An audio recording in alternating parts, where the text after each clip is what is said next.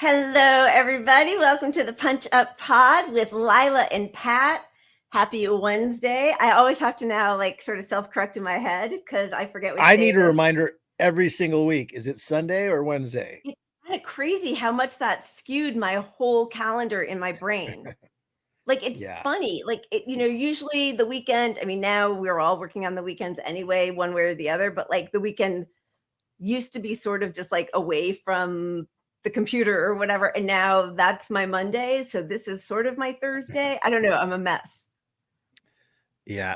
I just want to show the cat cam here. Oh, look at her. She I got her a new automatic litter box thing, and this is the actual box from it, and she's been living on the box itself. So that's so thought funny. I just leave her there, and we'll see. What's the pee situation? It's pretty good. I don't want to say it's solved. No. Oh, I've only been peed on one time since I've had the new litter box. So that's what did you do to deserve it, Pat? I was asleep. So maybe I kicked her in the head or something in my sleep. I don't know. I'm happy to have a beer. I just got off of work not too long ago, as you know. Was doing some side work in an attic all day. So this is a delicious beer. I'm loving it. Good to see you. It's good to see you. What do you got there? This is Gummy Worms. It's a local beer. Does it have weed in it or something, or no? No. Oh, okay. It's got snakes on the front though, or worms, gummy worms. Oh, but it's just it's a pale ale, but it tastes like an IPA pretty much. It's okay. That's good. I got our names. Get our names back up here. Sorry, Strike. You go. Pinot, happy Pinot Day. It's my Pinot Noir. It's my bougie $6 a bottle Pinot Noir. So before we get into all of it, we should just probably start the show off so I can keep my brain intact with our huge shout out to all of our wonderful pup heroes and sheroes. Thank you guys. Seriously, thank you. We are so grateful. We are having a blast doing 2 shows a week, and hoping maybe we can even add some more. So thank you for subscribing and for being paid members, but also thank you for all of you, even if you're not able to pay. We still so appreciate you guys being here, watching. And Pat's favorite part of the show, please make sure to like and subscribe and smash that notification bell. Thank you. So, and we can't hear you. Oh, I'm sorry. Yeah. That was me pausing for my very burpy beer. Which you called me out on air once. Because I think if you're going to silence yourself, you should put a hand over your mouth or something. We could see it happening. You weren't fooling anybody.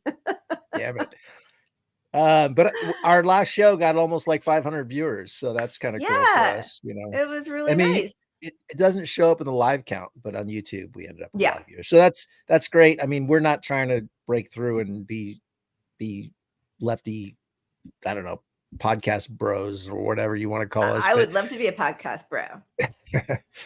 But I just appreciate everybody who's here, and it feels like a little family, kind of, lots of people I know, and fun to hang out with everybody. Yes, and cheers. We have a real cheers, but I just feel like breaking news, we have to give a small cheers to SARS-CoV-2 because I'm this isn't the real cheers. And I'm about to have FBI people knock on my door. Somebody was saying it's so funny that, on the left, when Trump got shot, everybody online was like, be careful what you say. You don't want, FBI coming, barging down, tracking you because you think you're being funny. Hold it in. Now's not the time. And then somebody pointed out that while the people on the even liberals, and left, and people have gotten fired now. Libs of TikTok is on a rampage, right? It's disgusting. ACAB, by the way, even on Twitter, do not I just hate that kind of thing. But the shooters, the people, they're always the ones who, go on Amazon and buy combat gear or go into the local hardware store and buy, they have targets pointed at them or like signs like I am about to do something horrifying.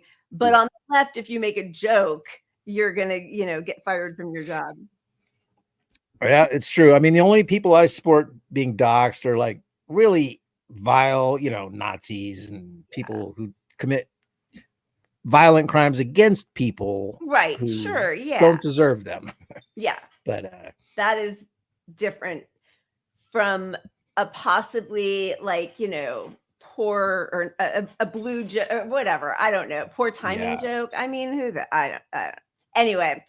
It is interesting, as many people pointed out, that not only did Biden say that he beat COVID and ended the pandemic, which I mean, he did on some level, like he, decided just to end all the funding for it and any protections 2 years ago. But also just last week, he said, or even just a couple of days ago, that the only way he would drop out is if his doctor said there was some medical reason. And today, and we'll get into this, but I really think this is the decided on pathway that he's going to be exiting this race. It definitely could be. Yep. Also, I mean, I will just say, this is at least his third time, at least. Yeah, and I mean, he's not that healthy anyway. It can hurt anybody, but like it's his third time. He's not that healthy. A lot of people have been positing that possibly it's not dementia, it's brain diminishment because of COVID. Yeah. I mean, there's all sorts of, although he was already like sundowning in 2019, as we all know. He was, but it's a big step from where he was in 2020 to now. It's really like, if you saw that kind of decline in a family member, you'd think, oh, the end is coming or something, Yeah. I mean, yeah, you would. You wouldn't think, hey, let's give him the keys to the car and for 4 more years. Joe Biden, why don't you drive? You drive, Biden. Audria, yes. I don't know if you remember, but at the debate between him and Biden, the first debate in 2020, it came out afterwards that he had tested positive, knew about it, and didn't tell anybody or didn't tell Biden's team. And they did the photo op with him when he publicly was positive. And they're like, he's not working. Like there's like just fake papers on the desktop with the pen and the coffee cup or something. I mean, do you remember he insisted on walking to the helicopter that was going to bring him to the hospital? I actually thought, because he's also not, terribly healthy, that was going to be the end of him. And, you can still hear how he's like, there's that breathing issue for them. It's sort of interesting. Yeah. Anyway, the guy who we're going to call that good, who cured COVID. Yeah. All right. So should we do our real cheers though? Yeah, let's go to the real. Is that what I'm supposed to do? Right. Sure. Where are we in the week? All right. This is Rob Delaney. He's an actor, comedian, actually in a show I love called Catastrophe, which was on, I think, Netflix. I can't remember, or Amazon Prime. American actor, but living in the UK. And he had an interview with Mehdi Hassan. And here's just a short clip of it. So Ryan had seen my show, Catastrophe. And so he called me, said, do you want to come and be in Deadpool 2? And I was like, yeah. No, I try to avoid billionaires. I don't want their stink on me. So I just stay away. One of the great criticisms of our media is there's no empathy for the Palestinians and no humanization of the Palestinians. They are constantly dehumanized. Yeah. And to hear a white Hollywood actor sitting there saying, I'm coming to this because I'm seeing those children as my children. So I've held a dead baby, my own. What I do not have in common with the people in Gaza in particular is once my baby died, I did not have to worry about the safety of my other children. So because I've been through that, I'm not afraid of somebody online going, Mr. Delaney, fuck off. You know what I mean? Yeah. Fuck off 6 times. I don't care. So not only do I think that he should drop out of the race, I think he should resign as president. That is worth a clap track. Because I love him, right? That's pretty awesome. He's been so outspoken about, the death of his child, who I think at birth they knew had some congenital issues that he was not going to survive. I think he was like around 1.5 or 2. I'm not entirely sure. But at that point, he was living in the UK, and he spent a lot of time, he was a Bernie fan, talking about the death of his child and saying, as horrible as it was, he didn't have to worry, was it going to also bankrupt them? Like he's so thoughtful and compassionate and empathetic that even in the midst of his own tragedy, he was looking even fresh off of it to how people in the US who don't have guaranteed health care would have even an extra burden in the midst of that. Anyway, I think he's amazing. So yes, cheers. He's awesome and a true class hero and ally for people below his stature, which anyone who's doing well in life should be. So yeah, I agree. Love kudos to him. All right.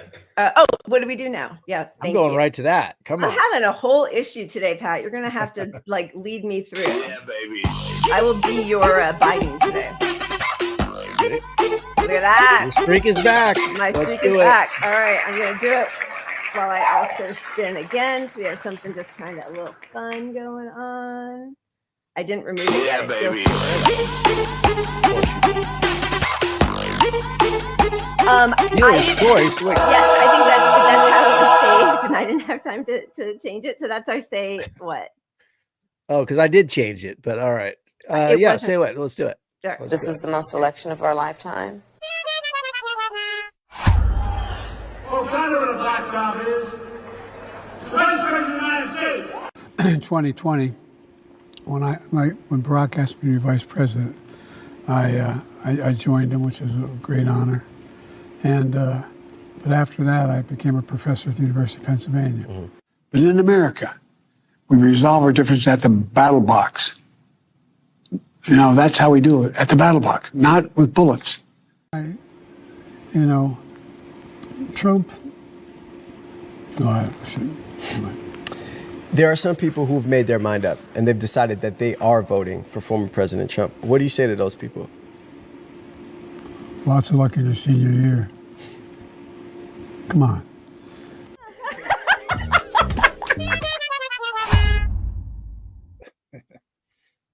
Oh my God. I mean, it's just.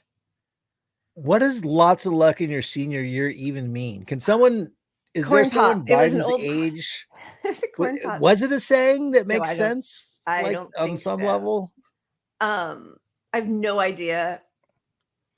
Because if it really doesn't, if it's really truly not from his generation and some saying, I mean, what the fuck are we doing? I mean, what the fuck are we doing anyway? But how is that? How do you justify such disconnect constantly with this guy? I mean, he just said, 2016 in 2020 when he became Obama's VP, he's speaking to the NAACP. Well, he's like, want to know what's a black job? Is. Yeah. Vice president. I mean, I on some level, I get it. Yeah, that's actually kind of a cool thing. Except that we all, I don't know, if it were done differently, not by him, that's actually cool, right? On some level. But yeah, I get with him. I think everybody gets where he was going with that. You can be vice president even if you're a black person, you know, great. But the tenor and tone of his speech in front of the NAACP, he was mad at them. It was just, what are you doing, dude? So he's gone, but we'll get into all that. Yeah, he's gone. We're going to get into it. Anyway, that's hilarious. We have more. I mean, it's so funny because we put together compilations of his press conference and his NAACP talk and, other things also. And we were like, wait, is that a say what? Or is that just covering the press conference? Or is that you can't, I mean, it's just, that's his whole election campaign is a say what. The whole 4 years, this whole 4 years has been a say what mixed in with, genocide and crushing worker strikes. It's awesome. Yeah. Yeah. But you know what's interesting is that Obama seems to be leading the coup. Oh, totally. I mean, which is amazing. But that puts into the question, is that because Michelle is going to run? I mean, it's a possibility. I don't think so either. I don't think she's going to run. I honestly think it is such a stain on him. I think that he tried to, get past it with Hillary because we all knew he had really disliked Hillary in 2008 anyway. And so he could a little bit distance himself, like, see, that's probably why I won in 2008 or whatever. Yeah. But I think this would just be too much of. Yeah. I mean, he's responsible for us having Biden as president, really. Yeah. So 100%. Having him again, knowing what he knows, knowing what he knew even back in 2020 about Biden, he's just like, I can't have this on my legacy. And like I said, I really think they're going to pin Palestine on him. I think that's the escape route for Democrats to not be so complicit and guilty in this genocide. Like, oh, we didn't know, they were hiding. His inner circle kept a lot of this from us. We trusted his judgment in these meetings. And it turns out Biden had dementia. We didn't know. There is just no accountability at all. Like that, all of these pundits and reporters and White House staff and everybody can just pretend that we haven't all known that he was sundowning since 2019 and act like they're so shocked. Like the fact that they're allowed to get away, everybody should lose. Done. You're just all done with jobs. You do not get to be reporters anymore. It's crazy town that reporters are reporting on it like it's the first time when they literally themselves reported on all of this years ago. 100%. Way before it was this bad, they were reporting on it.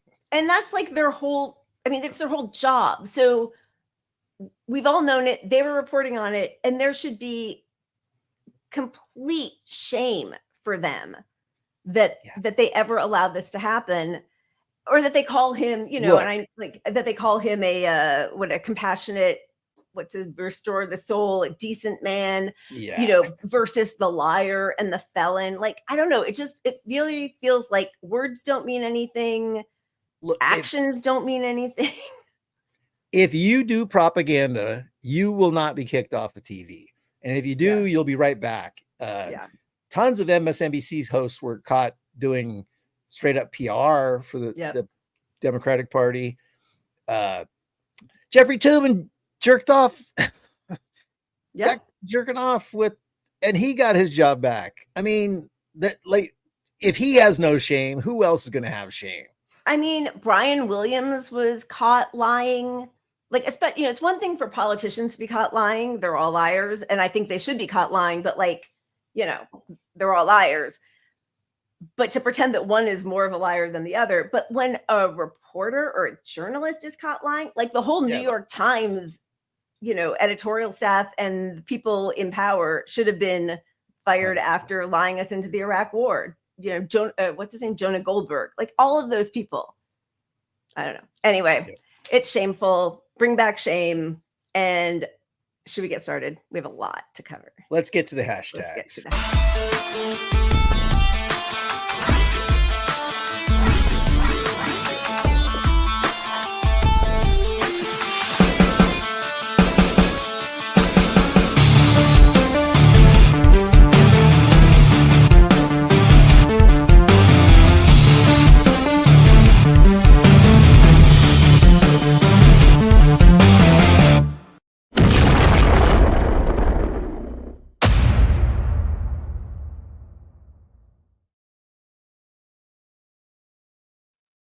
Well, definitely fitting that we are starting with the post-pandemic.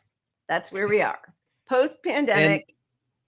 And I've never rooted for COVID so hard, but I'm rooting for COVID in this situation. I think what would be more apt than this guy who falsely declared the pandemic over, croaking or whatever you want to call it, even just being made to exit over COVID, which I think this is the exit route they're choosing.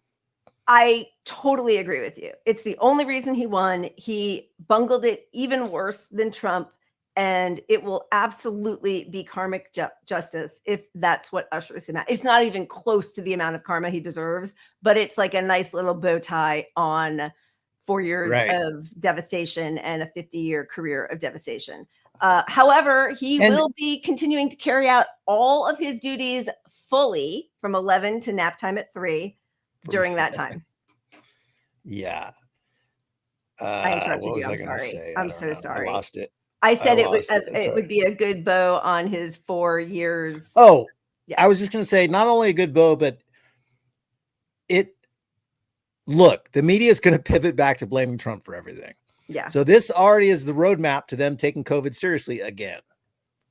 Oh, Democrats lost because of COVID. The president died because of COVID, or whatever happened. They can now start covering COVID because here's a high profile one that they can't ignore. And the public's going to go, oh, look at COVID. So they'll put the death ticker back up. I'm telling you, that'll be back even, or something 100%. Will be back. It would have happened anyway, because they're going to start doing the data tracking again. Watch, like John Hopkins and all, like they're all going to get back on it. The CDC, no, I mean, not the CDC, they weren't, but I mean, yeah. Anyway, it's horrible. It is spiking. People who have never had it before are finally getting it for the first time. Weekly cases are up. This actually, so I think I clipped this last night, and this morning it was already, they had amended it because they got more data. It's over 500 cases from this past week. You know, they've been doing such a good job, this BNO News, but they can only do what they can do with the hospitals reporting to the states and then gathering that information, right? And considering the wastewater spike that we know of, we're probably at near the highest peak in the pandemic. A lot of regions are, at least. Yeah. So this is the this is the map. Good thing it's not red. It's a cool green. They keep changing it. They went from the red and yellow to the purples, and now they're just like, no, we're going to the calm, cool green blue. Right. I mean, what about that is supposed to scare you into thinking things are problematic? I know, that whole black side of the western states and Florida. Right. But I mean, I don't know what color is supposed to be bad here. Is the lighter or the darker bad? Like, you know, there's no, it's just, don't worry. Like, that's all chill. Like, literally greens and those kind of hues are recommended paint colors to provide a calming atmosphere. Like, there's color psychology going on here. Yep. And it's not accidental if that shit's not red anymore. 100% it's not accidental. And also, just to point out, there's footage of Biden talking to press outside today, knowing he has COVID with no mask on. Like, yeah, and I forgot to mention this, but the work I just did today, I'm halfway through it, and I learned that this guy's son had COVID last week. He had COVID a couple days ago, but they're post-COVID now. So they weren't wearing masks. Were you indoors or out? I was outdoor, but the guy, he was one of those Johnny helpers who wanted to be watching everything I did. But love that. If masks don't work, I will have COVID next week, is what I'm saying. Because I wouldn't say that, because masks work. Okay, but I don't want to add to the Jimmy Dore fire. Yeah.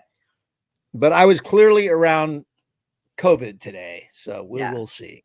Jeez, people are just so selfish. It's amazing. Yeah.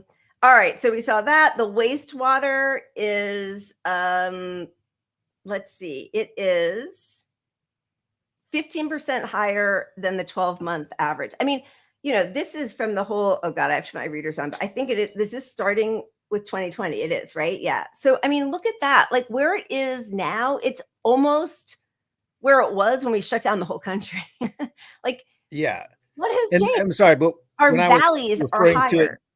It being at its height seasonally at this point. Yeah. Pretty much. But you see the trajectory. It's sharp up. It's going to keep going up. Yep.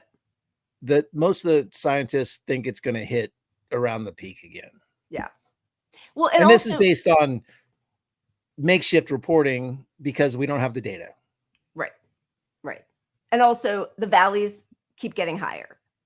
So we never go back down we've never gone back down. And if you look at the bottom, the lowest dip is always higher than the last dip. Yeah. So we're just accepting this is the norm. Like even at its there's no non-COVID season. There's no non-COVID season, but they'll keep saying the pandemic may be behind us, even though, I mean, the World Health Organization has, finally been very clear that it's definitely not, and we are still in a pandemic. Luckily athletes take their health seriously. And we saw the swimmers coming for the Olympic trials, the Australian swimmers, they were wearing masks even outside. The Tour de France, they are reinstating mask mandates. This is for outdoor cycling. So not only are they having to exert enormous amounts of physical energy, which they are still able to do with a mask on, they are also outdoors, right? But I did see one guy had to get off his bike. He had COVID and he was trying to compete and he just couldn't. Yeah, but look, it feels uncomfortable wearing a mask, and it feels like sometimes you just need to pop it down for a breath or something. I get that, but I can also tell you, I do physical labor 8 hours a day and wear it nonstop. Yeah. So you get used to it. And these are elite athletes breathing through a fucking mask while they compete. Exactly. So so drop the you can't breathe. Quit being a little soft. Quit being a bedwetter or whatever they like to say. A snowflake.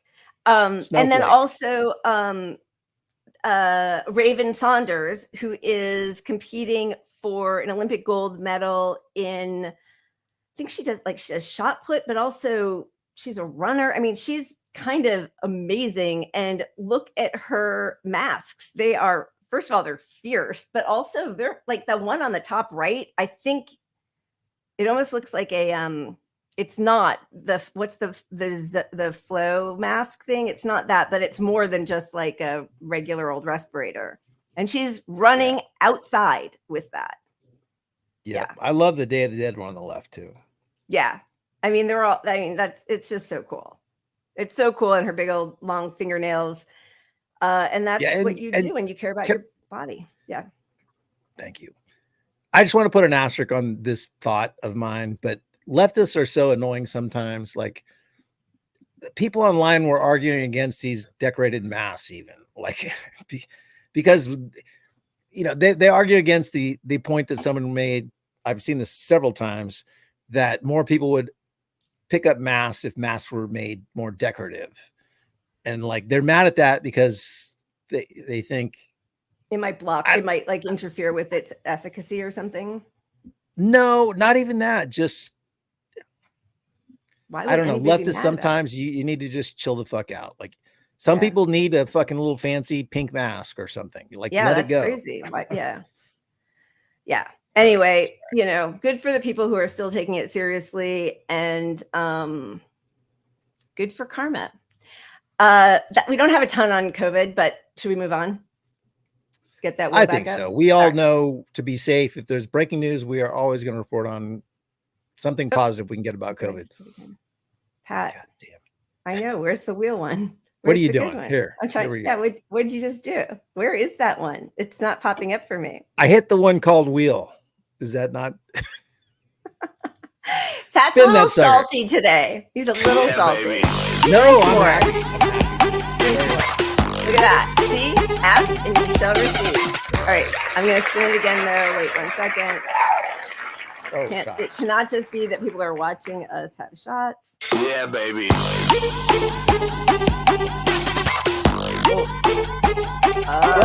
It's a double. You're killing it. Double. All right, I'm going to take one off because I'm already getting red and everything. I'm just removing one. Okay, here we go.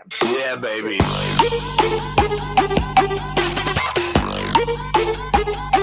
Really? I can't. Oh my God. Am I removing it? No, because then we'll never. Yeah? Well, up to you. Whatever. Keep it on. Who cares? Right. You can just. Yeah, baby. Half shot. Really, Lila? I'm going to. We've been hacked. Oh my All right, I'm gonna Putin or remove something. I'm gonna remove one. Oh, now we only have two. All right, I can't even. Yeah, baby. And I'm so hot all of a That's sudden. how the math works, Lila. All right, cheers. Here. Let's do it. I'll roll us a here. What do we got? Oh, landlords.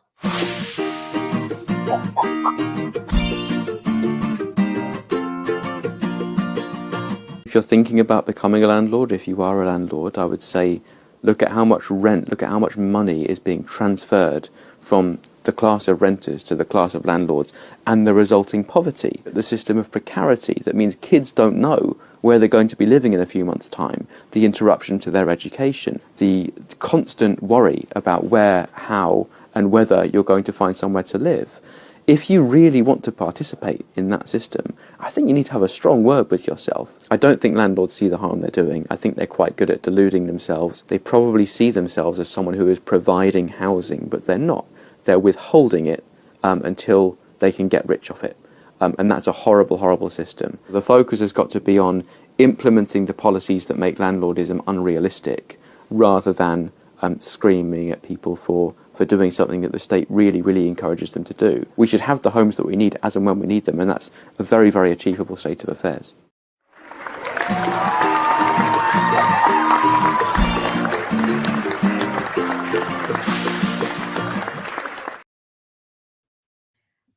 That's a great video, and I'm reading this, and apparently we're getting review bombed. We have 15 likes and 125 dislikes. Can we turn that off? No, I want. Do you see the dislikes? How does that work? On the YouTube thing, I guess. Return YouTube dislike. Let's go. Hey, feed the algorithm. Hate watch us. Yeah, exactly. Learn something. Assholes, whatever. All right. Moving on. What do we have next? I am checking it out. I think we're on to worst of the week, right? Yes. Yeah. Let's see it, Pat. Oh my God. You actually queued up the thing and I didn't have it ready. How is this possible?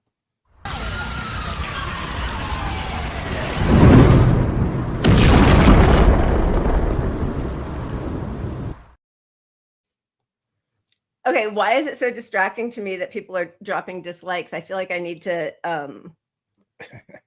thought you didn't even see those publicly. Well, I think if you're watching on YouTube, you might. I don't know. I'm trying to well, obviously, yeah. Whatever. All right. Worst of the week. Jimmy Dore. I mean, it's so hard to know if it's like, if it's bots, if it's like vote blue no matter who people, if it's, COVID minimizer people, if it's just people I've pissed off in real life. Okay, moving on. I'm going to ignore that. Let's move on to our worst of the week, which, there are so many people to choose from always, but this is an especially bad week for Jaime Harrison, big receiver of money from AIPAC. We should just start with that. Hates the left flank of his party, which, barely exists anyway. Last week, he got into a tiff with Jill Stein, which was truly, I think, embarrassing for the chair of the DNC to start picking fights with candidates. I don't know. It just feels like Trumpy. It does, but I love it. I mean, you are getting attention positively for Jill Stein by being so fucking bad at Twitter and so petty to start a fight with her. Right. I mean, you're not gonna win that fight.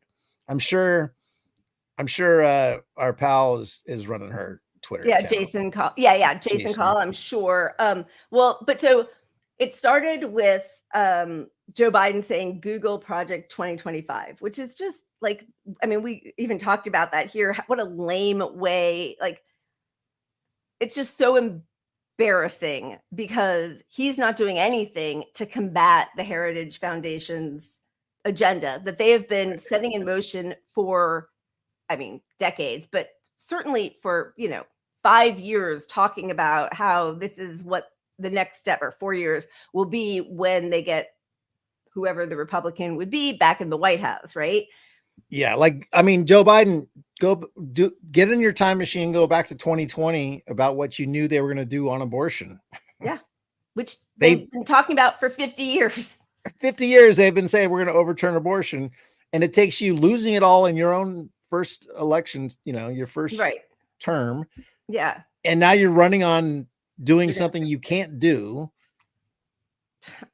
It's just so pathetic. So Dr. Jill responded, Google Free Palestine, and Jaime Harrison, Google Putin's puppet, which, for me also that's zinger. Defamation. Like, I know she's been investigated. She was cleared. She was at a big international event that was in Russia. Like, it's just so ridiculous. And like, we haven't seen pictures of Biden and Hillary Clinton and Bill Clinton and like with Putin. Like it's, anyway. And then it actually isn't defamation by the true standard. It's garbage, but it's an opinion. Puppet. Yeah, but it's still hidden. It's protected. You're allowed to have your opinion. You could just have a gut feeling. Yeah. Right. But if you make a false claim about you stole documents and gave them to Putin or something. Right. But the claims against Tulsi Gabbard, that was Tulsi Gabbard, that met the bar. That absolutely met the bar. Did Hillary pay the consequences for that? No, of course not. Yeah, that was the last time I liked Tulsi, when she wrote that tweet. And I have gone back to like it several times, and my like always disappears. It's so funny. Anyway, so then Dr. Jill responds, Google Jaime Harrison Podesta Group, lobbyist for Bank of America, Boeing, BP, Lockheed Martin, Walmart, and Wells Fargo. Wait, and what's his response? He should have just seen himself out the door, but instead, ooh, did I hit a sore spot? Fair warning, please understand, I'm not the one. Oh, he's going to bring out all of his stuff now. So Google away, but I know this. I never dined with a devil. What makes Putin a devil and not somebody committing genocide? I'm just like, I really don't understand how these people can say anything with a straight face. You're attacking Hillary here because she dined with the devil. I mean, and how many people dined with Putin? Biden. I mean, literally Biden. Yeah, all of them. It's so like stupid. Because of your quixotic, ooh, there's that fifth shot, and narcissistic run in 2016, your actions helped Donald Trump get elected. He was then able to put 3 extreme right-wing justices on the Supreme Court, who your boss didn't want to do anything about until just today, said he's got some big plan, but he can't roll it out until he gets his second term for the Supreme Court. These justices ended Roe, which we could have codified for years.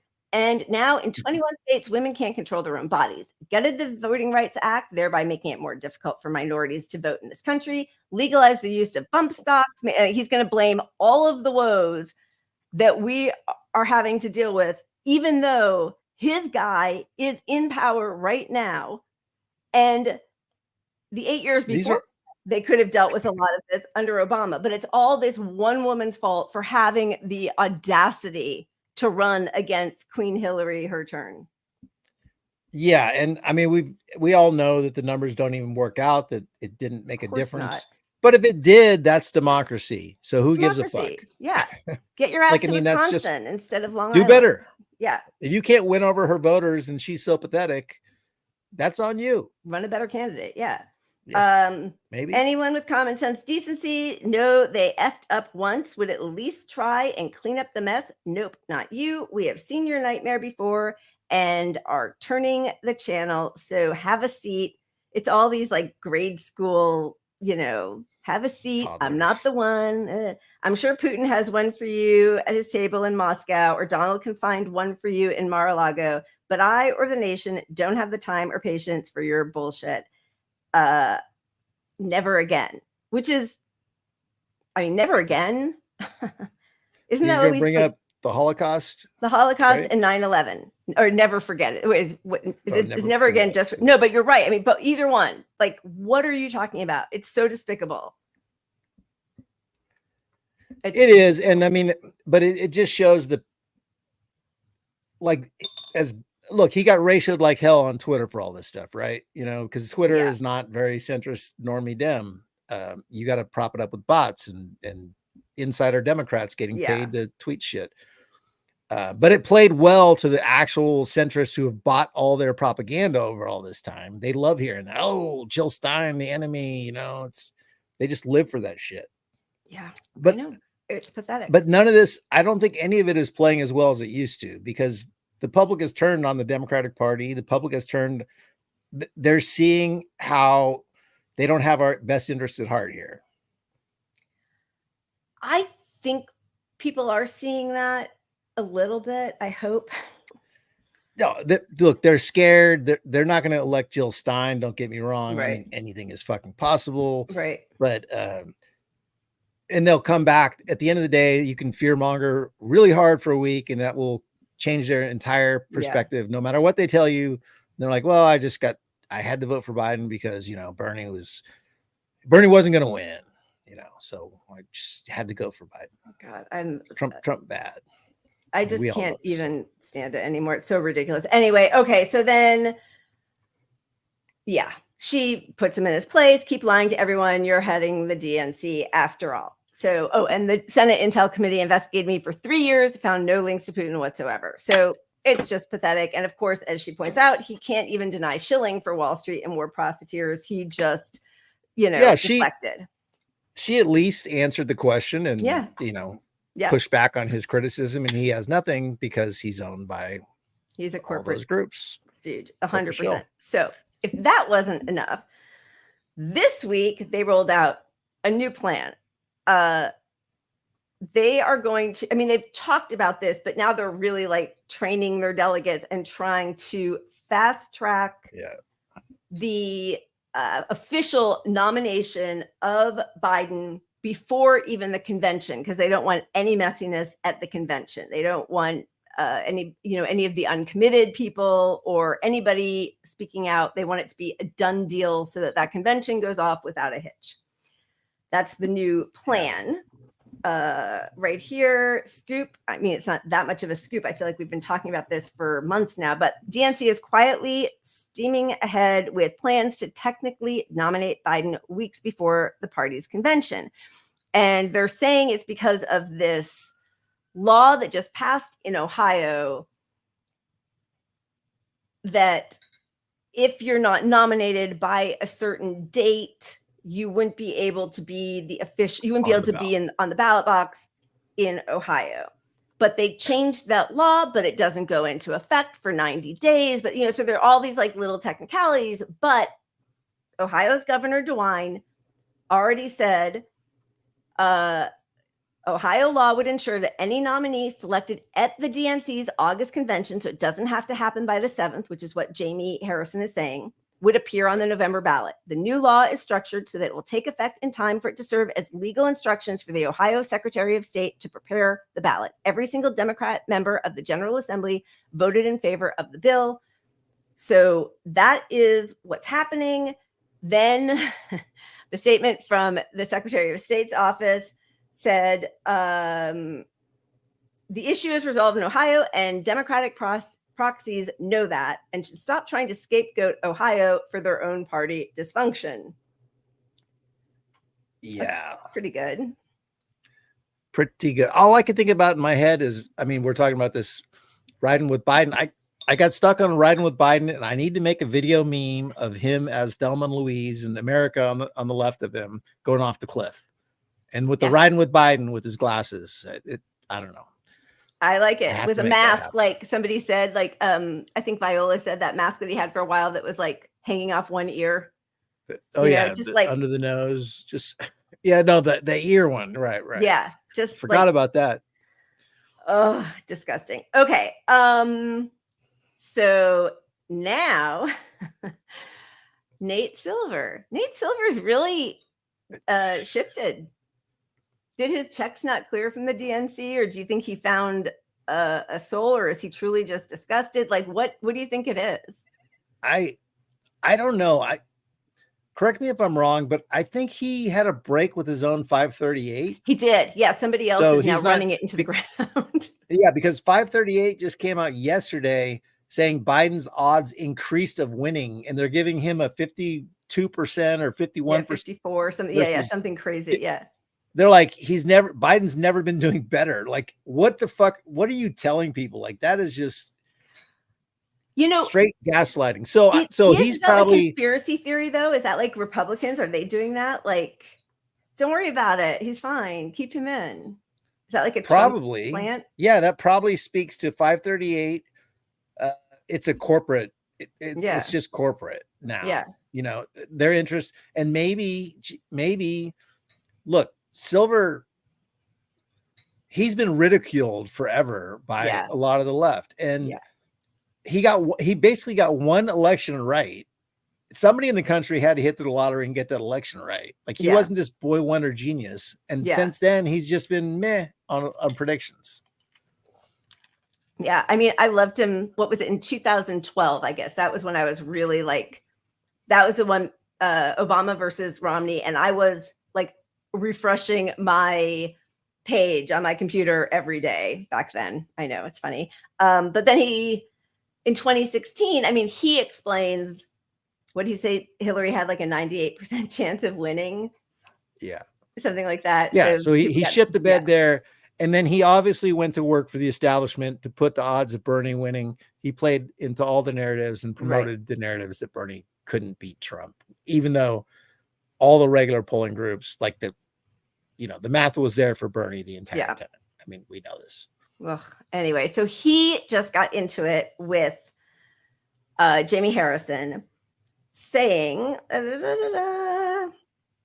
okay, so, oh my God, forget it. We're not going to be able to see it. He basically is calling, like, it's hard for me to tell until we put it up here when we're live, how big it's going to show up. But basically calling him out, saying, you're gaslighting people based on a technicality. They changed the law.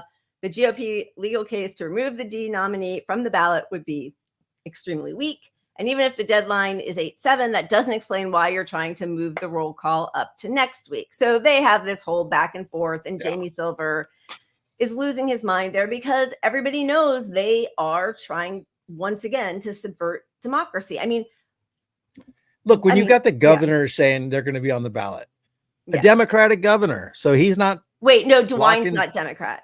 Oh, Republican. No. Well, okay, yeah, okay, there you go. So that's what I mean. That's what Jaime Harrison is hanging on to, is like, they could screw us on a technicality, and there would go Ohio, which I think doesn't that go red anyway? Ohio. I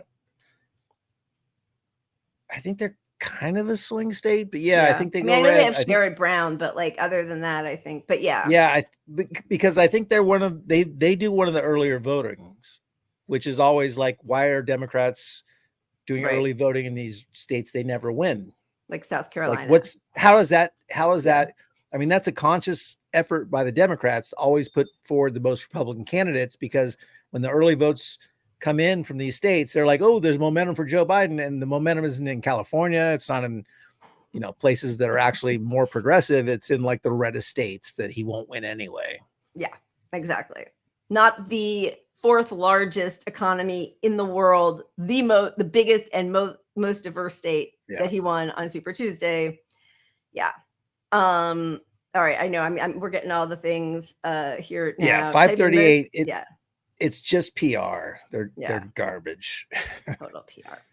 I just have to say, Reflect the Sun, I thought I was tagging you, but it wasn't at all, because we wanted to thank you in Twitter land.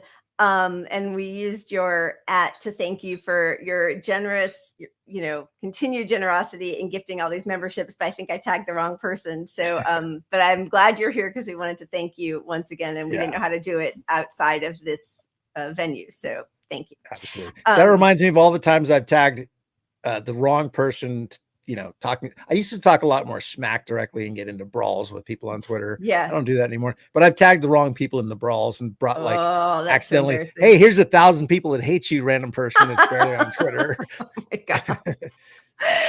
So I apologize to those people.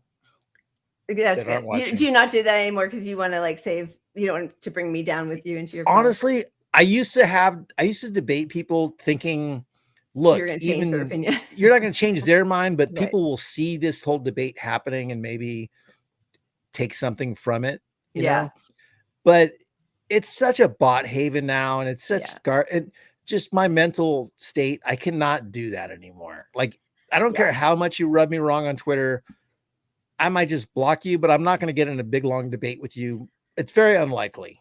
I will tell you something as somebody who has spent, truly hundreds of hours gathering information, putting it together to respond to people on Facebook a lot, like libs on Facebook, but a lot of people on Twitter about COVID and masks and, in 2016 and 2020 about Bernie and Hillary.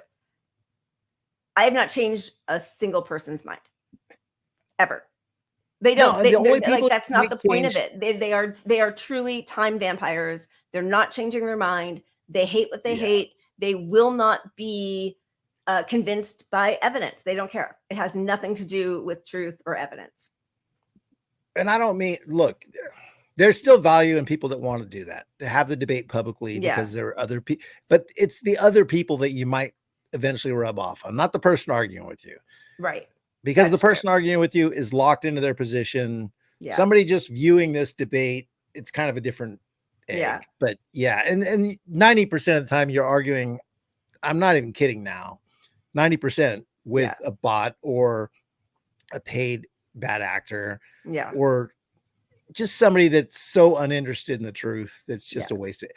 Look, I don't know how you could spend a lot of time online and put your energy into that anymore, because we know how ineffective that is. So I don't know. And the facts are, especially when it's not a new argument, when this argument has happened 25,000 times and you're going to bring up Jill Stein and Putin. Am I going to spend my whole fucking day on Twitter explaining that Jill Stein is not a Putin puppet and go back and relive 2016? And well, I just can't.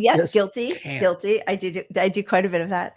Macarius, thank you. I went to put that up before I, get booted off StreamYard. So thank you. Cheers. Really appreciate that. And that's their whole strategy. It's all gaslighting and cheating. I mean, they cannot win without cheating, which for me, in my brain, used to be, a Republican thing. And now, for years now, but it's just both parties are disgusting. They can't win with the truth, so they lie and they cheat. So that's where we are, which brings us to should we just go right into all the Biden stuff, or what do you want to do?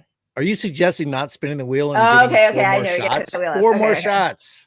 Okay. So instead of 4 more years. Where is the one that says wheel, Pat? See, it's not here for me. Oh, I got it. I don't know what's going on with it. Do that. Whatever. That's what I'm doing. Well, you can't see. Yeah, baby. Oh, really? Oh, yeah, you're right. You can't see what's going to land on. It's always going to land on shot. Oh my God. I don't even know. Okay. Woo. 1 second. I'm going to spin again. Yeah, baby. Yeah, what number is this? It's got to be a little smaller. Okay, go. Cheers. Closing. Wait 1 second. Are you timeline cleanse. Here we go. Y'all seen the president, well, the nigga that's running, Trump. He got shot, dog. They shot him. This nigga done been shot. This nigga done went to jail. He done scammed people. And this nigga my uncle? Who the fuck? Who the hell? He's black. He's officially black now, bro. This is beautiful.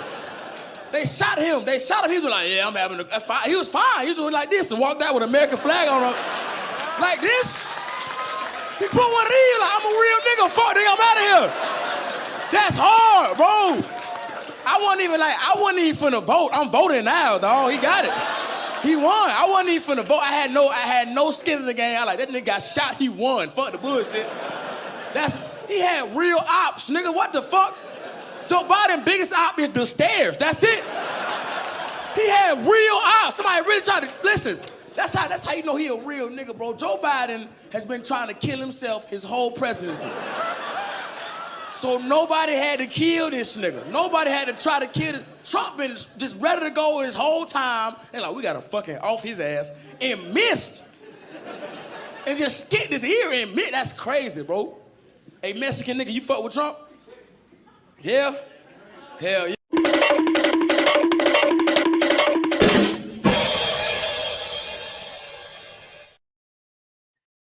Okay, not exactly a timeline cleanse because that's horrifying, but it's also sort of funny. But I also think it's probably accurate, which is not a timeline cleanse and it's horrifying, but it's kind of funny. Sorry. It is. And they're actually using too much when I pulled that last night. Yeah, go ahead. But I mean, people are saying like, I mean, I don't know. We'll get into it. I sound like Biden now. Like, well, here's the thing, man. My time's up. My time's up. That's time.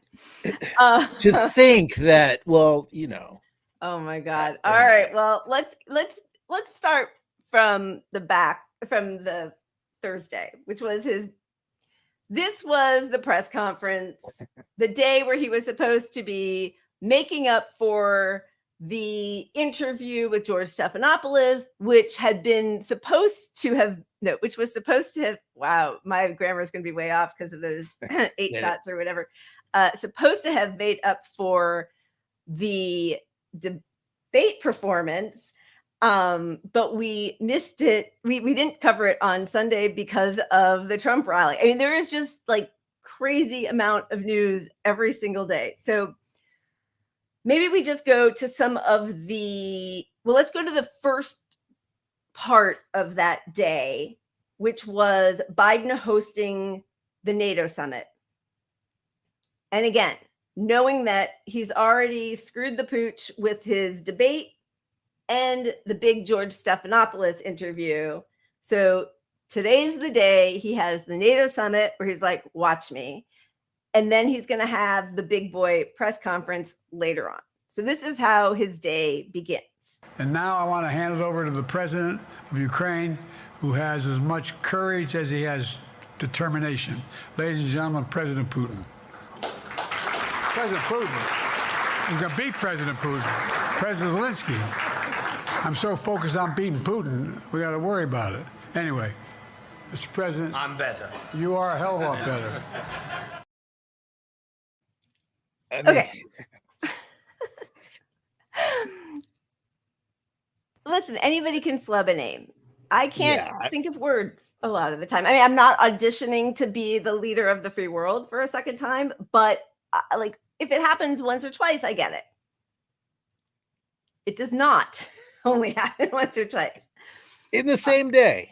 In the same day. This is just a few highlights from his big boy press conference. I'm following the advice of my commander-in-chief, the chief of staff of the military, as well as the Secretary of Defense and our intelligence people. President, your political future has hung over the NATO summit a little bit this week. Speaker Pelosi made a point of suggesting that your decision on whether to stay in the race was still open. George Clooney and a handful of lawmakers have called on you to step aside. Reuters is reporting tonight that UAW leadership is concerned about your ability to win. UAW just endorsed me, but go ahead. Thank you. My question for you is, how are you incorporating these developments into your decision to stay? And separately, what concerns do you have about Vice President Harris's ability to beat Donald Trump if she were at the top of the ticket? Look, I wouldn't have picked Vice President Trump to be vice president, but I think she was not qualified to be president. So let's start there. Number one, I wouldn't have picked Vice President Trump to be vice president, but I think she was not qualified to be president. So let's start there. Number one, the fact is that the consideration, and by the way, I've laid every bit of the record out. I hadn't hidden a thing. You ought to ask Trump for his, okay? Earlier you misspoke in your opening answer. You referred to Vice President Harris as Vice President Trump. Right now, Donald Trump is using that to mock your age and your memory. How do you combat that criticism from tonight? Listen to him. This concludes tonight's press conference. Thank you, everybody.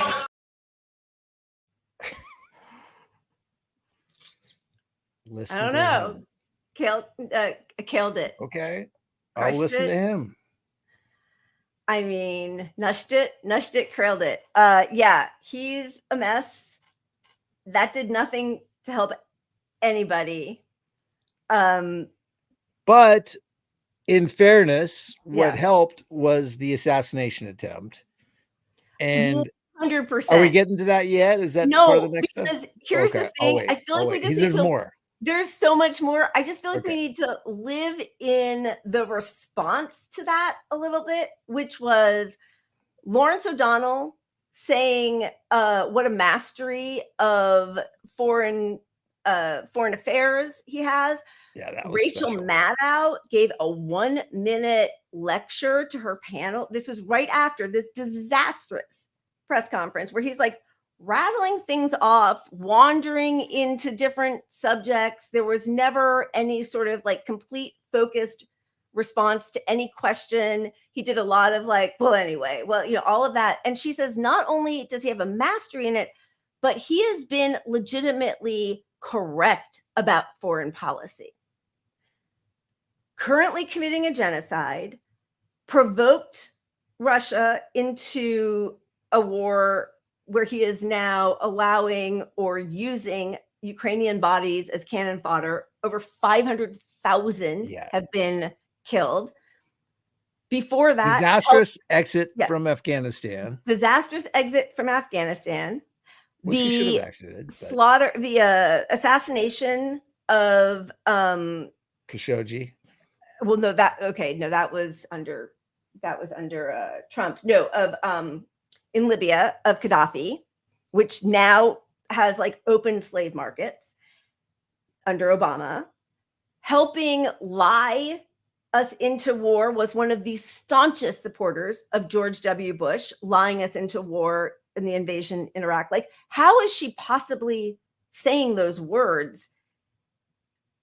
Even if like, just on the actual subject and on the actual history of his right, he can recall his view of these events. And she says he has a mastery, and he is just right on foreign policy. Yeah, I mean, the bar is so fucking low. The bar is so low. So we have a minute clip of her talking, but who the hell cares? There was also, Lawrence O'Donnell. The most masterful televised presidential press conference about foreign policy. It's as good as it gets with an American president. This lady, ready for this? Biden gets a double question on 2 different topics. Remembers each question, keeps them separate, and doubles back to answer. Not a president in decline. They tried really hard, but you could get a third grader. You could ask a third grader 2 questions, and a lot of times he's not going to remember, but a lot of times he's going to, and you're not going to give him an award. This is the president of the United States who's supposed to give press conferences all the time, but he barely does. He's supposed to be out campaigning crazy hard, hitting every opportunity he can. He's not doing that.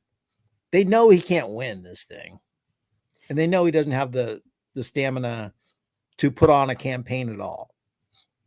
It really, honestly, it's so depressing because both Lawrence O'Donnell and Rachel Maddow were people I respected at one point. I mean, a decade ago or something, but like, they were smart. They are smart. They're smart. I mean, that's the thing that's really tragic. Like that you can just be paid off to betray what you used to say was your ideology. I don't know. It's despicable. Anyway, the polls are all coming out. As we know, Biden, that's Biden on the left. This is the swing states, the only ones that matter. Although now we've added New York and New Jersey to the mix, which is like amazing. So we used to have, 7 max swing states, really only 5, but 7 are sort of in play.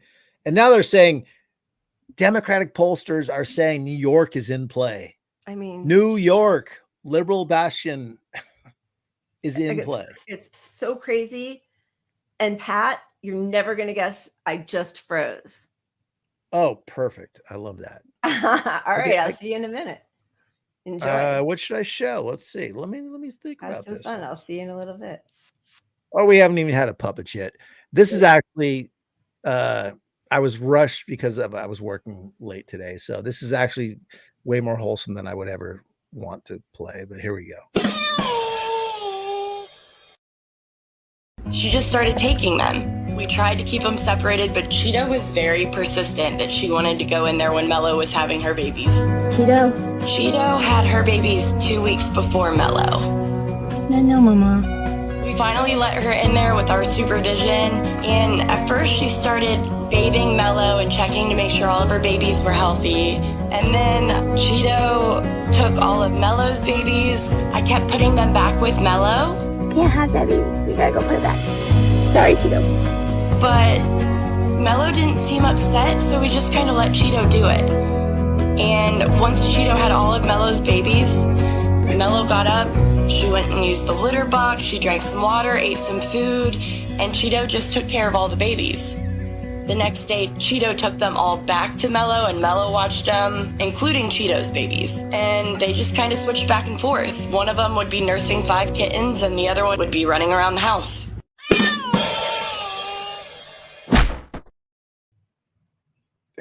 Yeah, look at that. It's still there. I'm back. You're back. All right.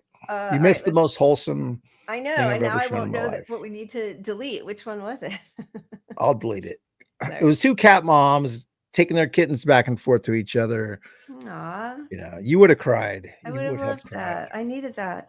All right. So swing states, he's a drag. What that shows, obviously, is he is pulling down the ticket, right? He's in the negatives, -5 in Arizona. This is against Trump, obviously, -1.3 in Michigan. I'm sure it's more than that. Cannot even imagine. Gretchen Whitmer told him, a week and a half ago, we've lost Michigan, -5 in Nevada, -4.5 in Pennsylvania, -3.4 in Wisconsin. And their Senate candidates in all of those states are actually beating their, and these aren't like great Democrats, a lot of them are all beating their Republican contenders. Yeah. Yeah. But look, this is where the rubber meets the road. Like Biden is screwing up the opportunity of 1 million narcissists running within the Democratic Party. And if they can't win, look, he's going to be a drag on the ticket. Enthusiasm to go vote for a Democratic Joe Biden is going to be so low. It's going to drag down, honestly, like 1,000 people across, probably even more when you break it down to local elections. I mean, we're talking about a red wave happening across this country that we have never seen at this point with Biden. And so these guys know it. These people running for office locally know how bad it is and how much more they have to raise to fight to somehow get through and win their own personal election. And all they really care about is their own personal election. So 100%. The only thing that I would like to add is that under Obama and Nancy Pelosi, Democrats lost almost 1,100 seats. Was that in 2010? Or I think it was it in 2010 or 2012? But like, it's so funny to me because she's always sort of exalted as being like a master of the game and how to figure all this stuff out. She lost 1,100 seats. Yeah. Okay, yeah, a mess. Not only that, but this is probably going to be way too small, but this is voter registration changes. Republicans are on the left of this graph. All of the green that you see are people changing their registration to Republican. So, I mean, it's really small, but basically this is showing people changing changing to Republican or changing to other parties, which is the far right column. Right. And then all the red in that middle is people leaving the Democratic Party. I mean, all you have to do is look at the top number above the chart. Republicans picked up 106,000 new supporters. Democrats picked up 1,800. I missed that. I actually missed that. I could have just clipped that part. That would have been a way better graphic, Pat. Thank you. It's a lot to read. Yeah. But the damage down ballot is so much that this is why, there are several reasons, but this is why he's off the ticket. He's not going to make this. That's why they gave him COVID. They got their COVID ray gun out. Yeah. Doug, the second gentleman or whatever his name is, Doug came over and breathed hard on him. By the way, and somebody pointed this out, I think it might have been Viola, but I don't remember, but that he said he had a cold at the debate, which is just kind of funny. Like, he had a cold at the debate. now you're testing positive for COVID and you're right there. Although, I mean, they said he tested them, but you know what, anyway. Yeah. But it's curious that he said for the first time yesterday, was it, that if his doctors diagnose him with the problem, he'll step out. And then the next day he's like, I got COVID. I mean, I think, look, he doesn't have the energy to do this again. His ego wants to keep fighting, but he's a loser. The whole party wants him out. But he's been a loser his whole life. Like, he's been angry. It never stopped him. And shitty and a liar his whole life. And it's coming out now. Like, we're getting reports of him yelling at a Gold Star Representative Crow, on a Zoom call. Yeah. Like, he's getting angry. You know, you can see it. Like, when he doesn't, at first he tries to be nice, then he'll kind of give a dig, and then he'll say, I'm not judging you, man. Anyway, you know, like, he kind of catches himself. And in one conference call, he got a note from one of his assistants saying, calm down a little bit, you're being a little too angry. And then he read it out loud. And when that was leaked, they said, oh no, he did it as a joke. Yeah. That's, look, it's always possible that's true, but it's highly unlikely. Yeah. You know, he got passed a note and they were telling him pointers on how he's coming across to the public, and he just read the fucking note. I don't know. Maybe it was a joke. Maybe he was like, yeah, I don't know. Hold for applause. Hold. End quote. Yeah. Parentheses. All right. Do we want to bag on Bernie, or where are we going? Do you want to show some more clips that he's done to try to rescue himself? Where are we? Well, let's just burn through these real quick. So fundraising is down. No one's calling Biden. There's no money flowing to Biden. Oh my God. Donations are bribes. Let's stop pretending they aren't. They're bribes. Yeah. And no one wants to bribe a loser. Like, he's so dead in the water, there's no money flowing. Yeah. Pelosi's getting bombarded with calls to press him out, and she's now starting to give signs that she wants him out. Yep. Well, because that's her whole deal. Her whole thing is about fundraising. I mean, the only reason that people say she's good at what she does is because she raises money. It's not because she lost 1,100 Democratic seats, governor seats, House, like, across the nation. That's not why people love her. It's because she's a good fundraiser. Yeah. Agree to disagree. She's also great at picking stocks. Some people, honestly, there's a stock tracker. You can follow Nancy Pelosi. You're going to do really well. She picked NVIDIA right before they got a huge contract. Yeah. Go figure. She's made hundreds of millions of dollars as the progressive representative from. But Schumer is against this push to get Biden across, you know, because Biden's team thinks, look, they tried to buy time with the assassination attempt, right? And they're like, the public can't go after us right now. The attention's all on him. And like 2 days 2 days later, everyone's like, no, fuck Biden. He's got to go. His own party is back to getting him out. When you're hearing from Schumer that he's delaying the nomination, that's a tell. Yeah. Adam Schiff, who famously tried to have me censored in front of Congress, you know, part of the WikiLeaks, or whatever the leaks were at the time. But when Adam Schiff, corporate stooge of the Democratic Party, is calling for him to come out, he's out. Here's the stuff on Crow. That's too small to read. I'm not going to. I know. I'm sorry, but wait, I'm going to put my readers on, because there's one part that's so gross, because it's a Gold Star family, which, again, remember when Trump was disgusting to the Gold Star family, and said what, like what did he say? Like, only losers allow themselves to get killed in battle. I like people that didn't die in war or something. Yeah, I mean, it's just like gross. But like, the whole press, you know, rightfully called him out. Here is Biden. I mean, I haven't heard anything about this apart from it was Julia Ioffe, however you pronounce it, who's also like another, you know, she's a corporate Democratic supporter, corporate shield journalist. Yeah, forget it. I'm never going to be able to do this. Okay. So in a video of the Zoom that I was able to view, so this is the reporter, Julia Ioffe saying it.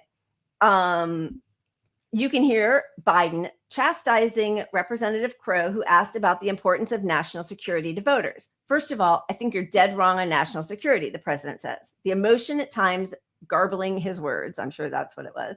You saw what happened recently in terms of the meeting we had with NATO. I put NATO together. Name me a foreign leader who thinks I'm not the most effective leader in the world on foreign policy.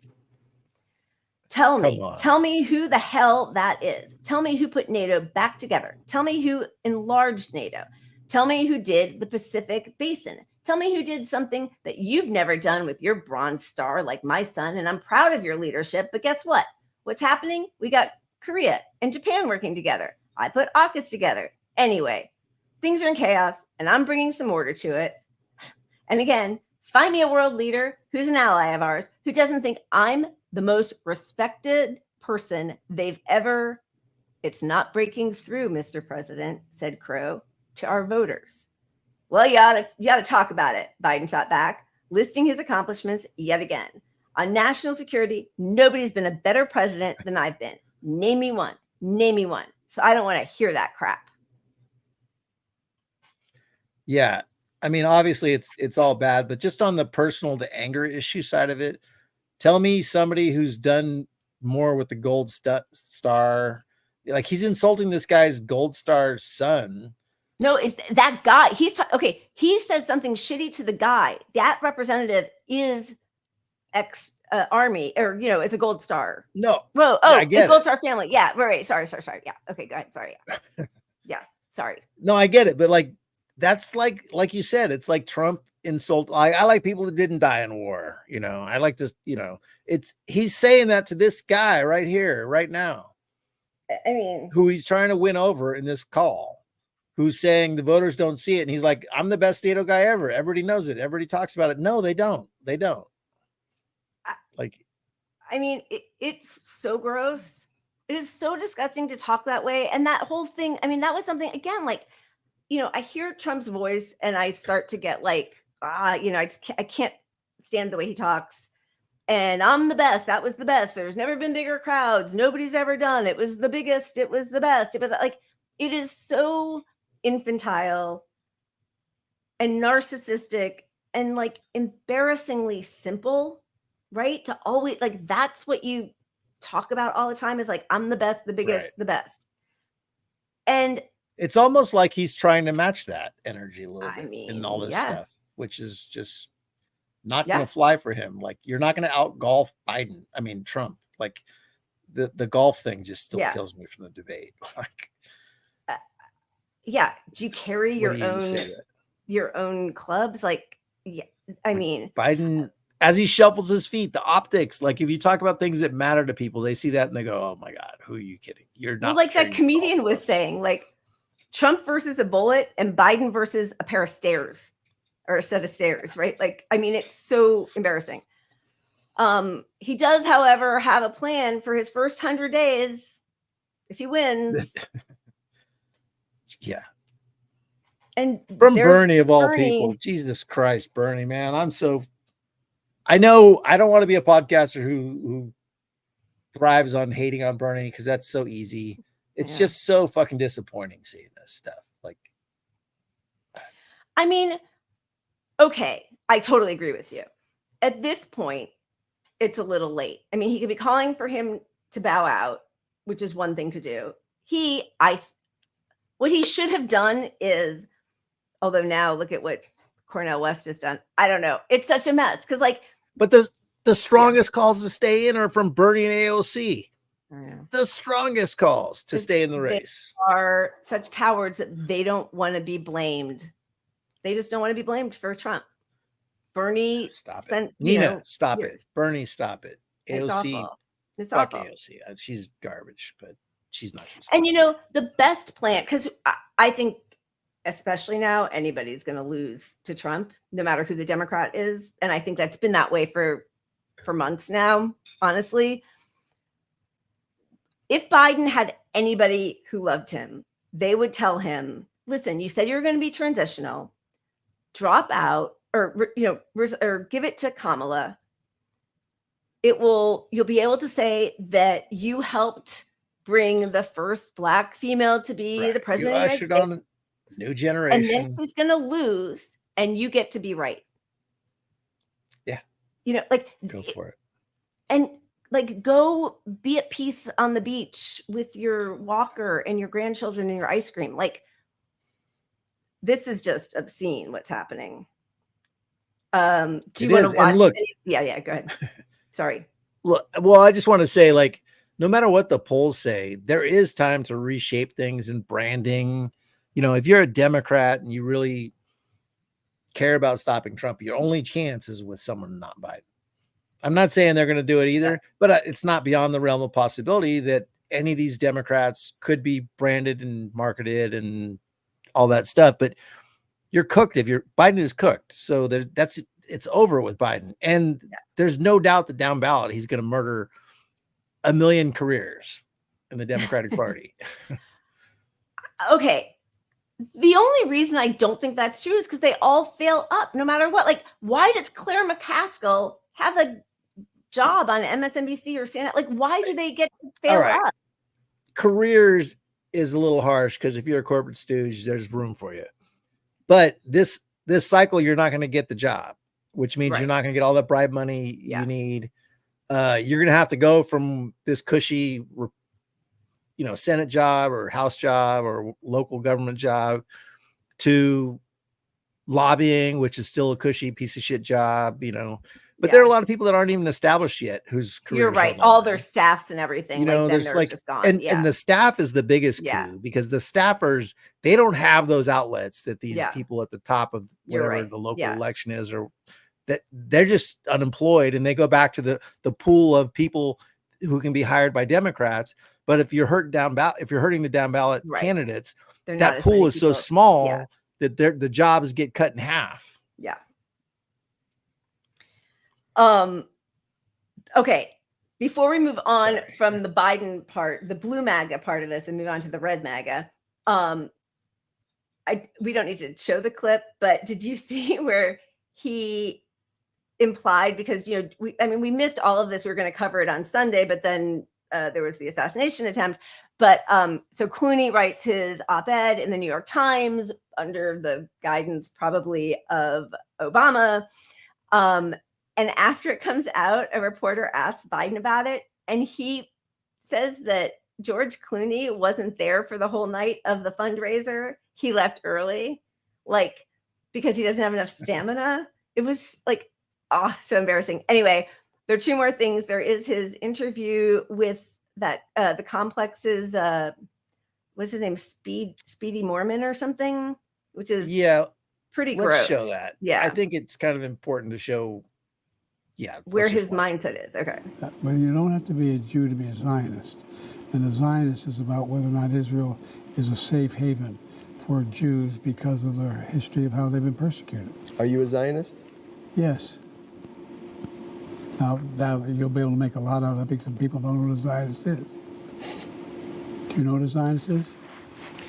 I just ask questions, I don't answer. By the way, I'm the guy that did more for the Palestinian community than anybody. I'm the guy that opened up all the assets. I'm the guy that made sure that I got the Egyptians to open the border to let good goods through, medicine and food. But what's happening is, and I'm the guy that's been able to pull together the Arab states to agree to help the Palestinians with food and shelter. I'm the guy, and so it's not, I've been,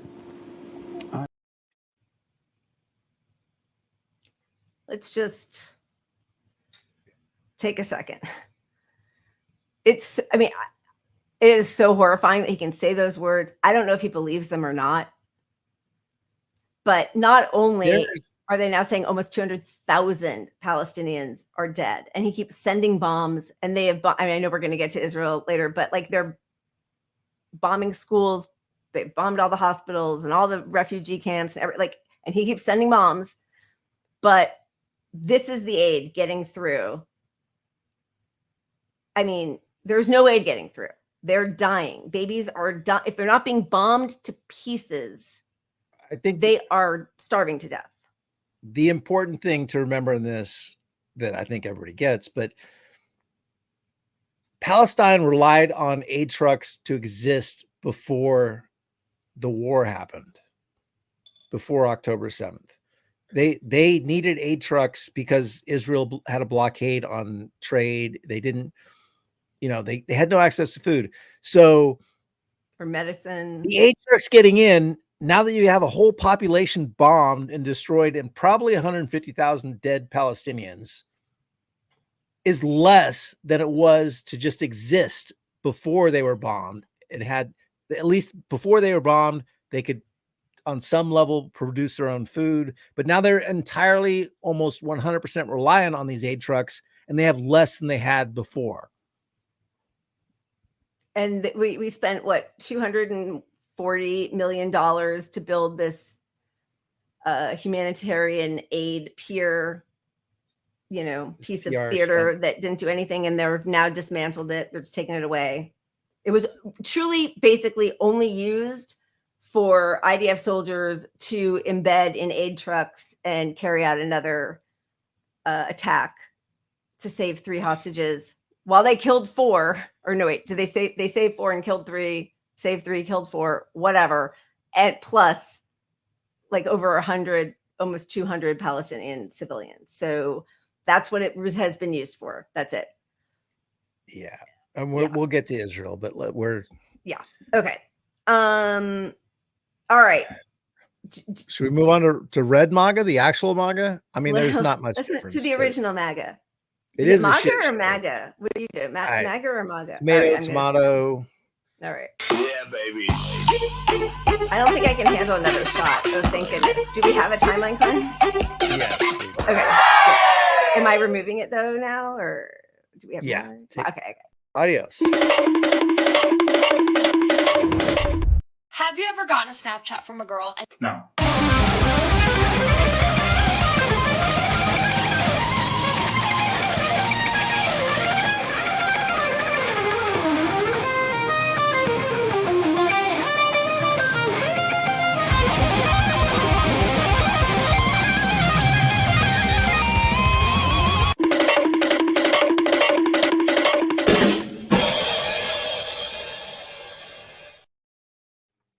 Love her so much.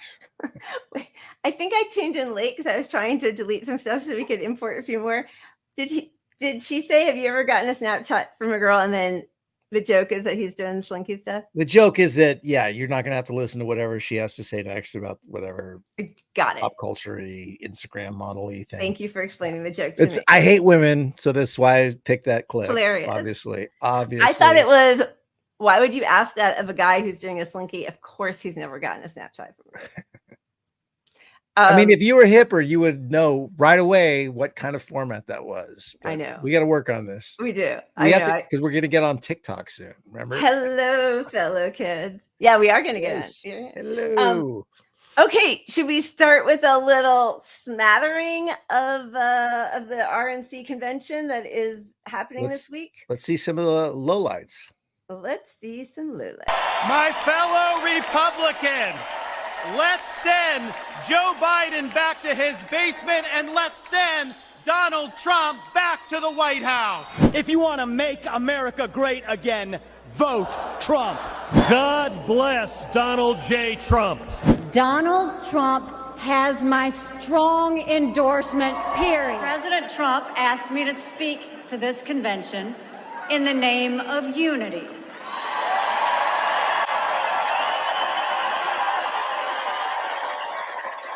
The first person I knew who supported Donald Trump was my father. I was shocked. My entire family is racially diverse, and I believed the left-wing propaganda that Donald Trump was a racist. My father said, "No, he's not, Amber. What are you talking about?" And when I insisted, he said, "Prove it." So to prove my father wrong, I did my research and looked into all things Donald Trump. People have to do their research. I watched all the rallies. And I started meeting so many of you, his red hat wearing supporters.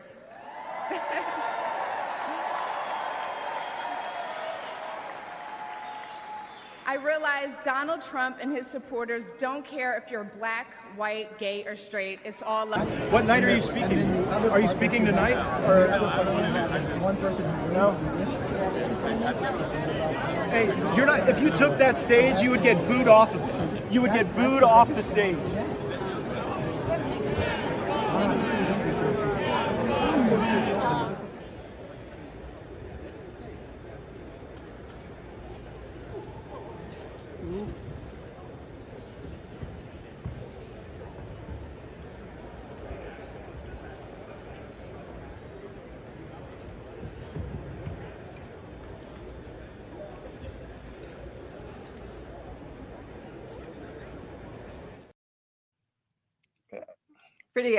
Pretty good stuff. What do you think? Which was your favorite of those? Well, I watched a lot of it. I can only tolerate so much, but Nikki Hunt, oh, wait, Haley, Nikki Haley, yeah, Nikki Haley. She had the most ice cold reception from these people. Oh, they even hate though her. Yeah, she's there kissing his ass. Yeah, providing a pipeline for the never Trumpers and sort of the rational Republicans who don't buy into the racism stuff. But she's not even saying any of that out loud here at this event. She's like, hey, I used to, even though we disagree, I agree on 90%. And she's sucking his whatever. Yeah. Trying to appeal to the audience. And they're just like, and there's Trump mouthing, oh, here we go. Knowing he's on camera, like he's one of the most famous people in the world at the convention that's all about him. And he's going to go say that with like it just having to humiliate her. It's so funny. Yeah. And obviously the racist stuff, Oh my God. Come on. Like, yeah. Look, MAGA loves a person of color that is racist and doesn't see racism. They love that. They do, but we're gonna get to a little bit of some of that. You're right. Oh, okay. Just before we get to some of the well, yeah, okay. So Matt Walsh, who I don't even really know who he is, but he was really not into that. Trump just reached mythic status by defying death and surviving an assassination attempt, and the GOP decides that the best next move is to have him sit and listen to a porn star talk about diversity. Brilliant move. Thanks, guys. Porn star saying, these are my people. This is where I belong. I mean, I will say that I actually thought that was a smart move on their part. I think they are trying really hard. They had her, if you don't believe in facts and you don't need to know truth or anything, her speech was really lovely. Like it really was. It was really nice. It's like, we're all part, these are my people. Like MAGA is all about love or whatever. I mean, it's so atrocious of a lie, but it was like that to me is the tenor that is welcoming actually to new people. I thought Sarah Huckabee Sanders, whom I cannot stand, had a great speech. Again, if you don't know any facts and you're just listening to her talk and believing what people say when they say those words that are written for them, about how he's a great grandfather and he's so kind and he's so supportive and like was always helpful to her and pushed her up. Like it was a different tone. I think it wasn't the world is on fire and everything sucks. It was welcoming. Well, and look, the Republican Party has made a conscious decision to try to temper the tone, not because they care about the tone being tempered. They don't. But politically, if they could manage to be less racist radical publicly, they would sweep this thing by 1,000,000 seats, like not even the 1,000 or 2,000 they're going to win by. Because then they know that because you're not going to lose the racists, you're not going to lose the Christian fundamentalists, you're not going to lose those people, but the independent middle people, the white suburban moms that still aren't down with racism, they need some sort of like, you're not that crazy, but yeah, so they and they edited out. A lot of people changed their speeches. There was reporting on that they had more inflammatory stuff. and they toned it down. But ultimately, Trump is Trump, and they're going to get back to the same radical shit. And that's why Trump, even in all this, he knows he's not going to run a tempered campaign and go that route anyway. Right. That's why he picked this guy as his VP, Vance. I mean, Vance is he's a sycophant.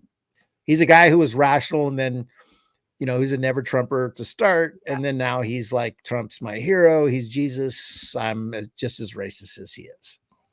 I mean, he's absolutely just as racist. Should we just watch a little bit about what he used to say? How he used to be? Yeah.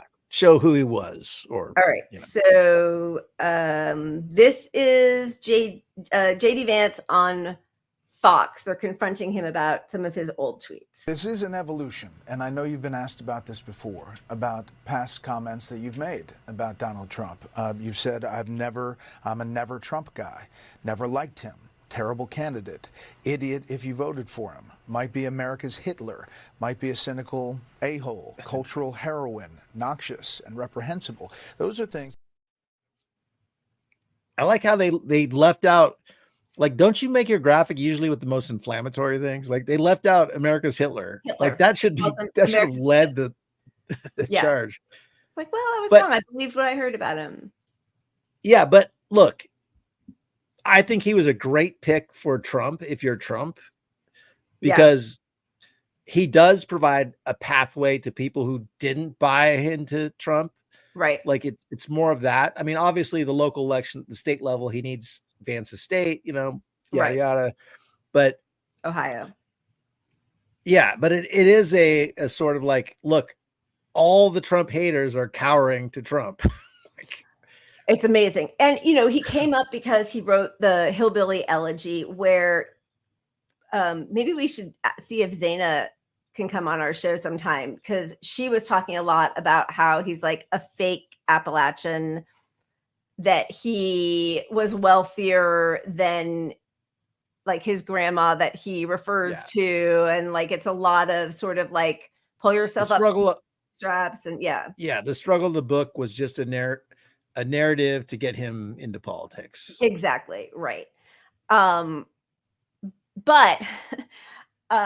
speaking of like, they like to pretend that they like people of, who aren't just white, which is one. Okay. So, I mean, there's just like so many different ways to go on this.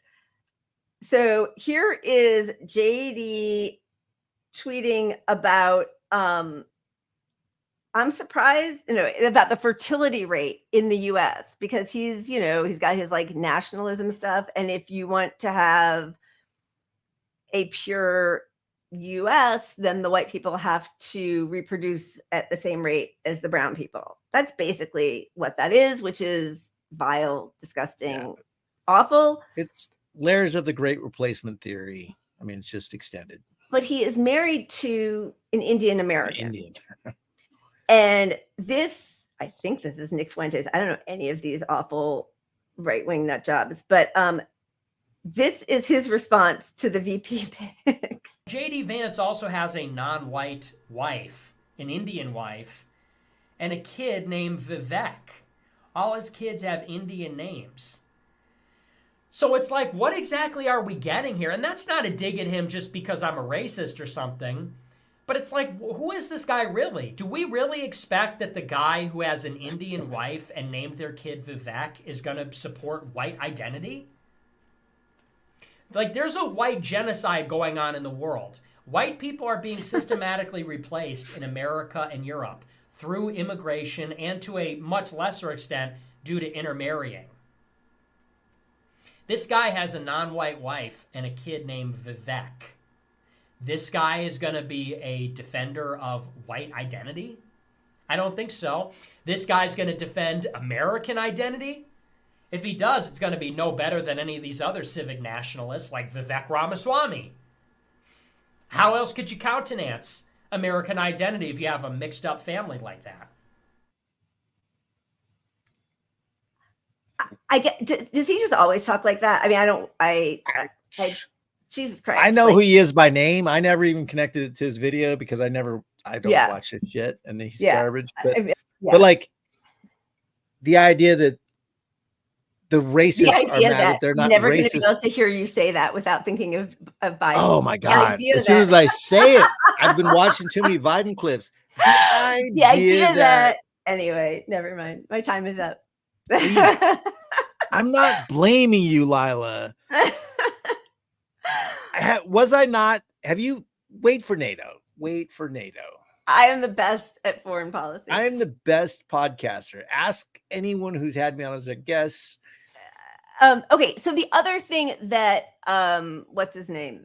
JD Vance gives some working class credibility cover to the Republican Party is he apparently was, slightly helpful when United Auto Workers were threatening to go on strike, which didn't happen, but with the sick days and getting some of their pension back or something, Sean O'Brien says, which is the second part of this whole debacle. So that's where he gets that's where he is also trying in the Rust Belt to, people were hurt by both. And again, and I know we're going to talk about it, but with the Sean O'Brien thing, at first when they announced that he was going to be speaking at the RNC convention, a lot of people were really upset. And my feeling was let him spread the good word, as long as he doesn't capitulate to them or act like they're good on these subjects. If he actually speaks out about what the capital class and the bosses do, then he should take every opportunity he gets, whoever invites him anywhere, right? Like when Bernie went on Fox, he didn't start talking about white replacement. He talked about the things we should all have, and he got standing ovations from a Fox crowd just doing his Bernie line. So that's what I was hoping for. We're going to see a few bits from it, but then we're going to see some other bits. So is there something you wanted to say before we get to that? No, I look, some people were critical of him going there to speak, and I don't agree with that at all. I think on one level, it's a warning shot to Democrats. Like, you guys aren't holding up your end of the bargain. Yeah. I mean, this is a worker class issue. If the Republicans want to be on our side on worker class issues, this is fine. He's not doing the thing where let this meet with right people and have a rally and condone the racism just by showing up at this thing, because this is such a big event. Right. And here's the truth. A lot of his members are Trump supporters. And it's likely that Trump is going to be the next president. So if you want to have any leverage, you got to you can't just be like, no, we're never talking to half of the country. You have to do something as long as you're not running cover or selling out people. Right. So we're going to get to that in a second. Let's show the clip and then we'll talk about it. Yeah. All right. Here is Sean O'Brien, just some clips of it. And I think we all can agree, whether people like him or they don't like him, in light of what happened to him on Saturday, he has proven to be one tough SOB. This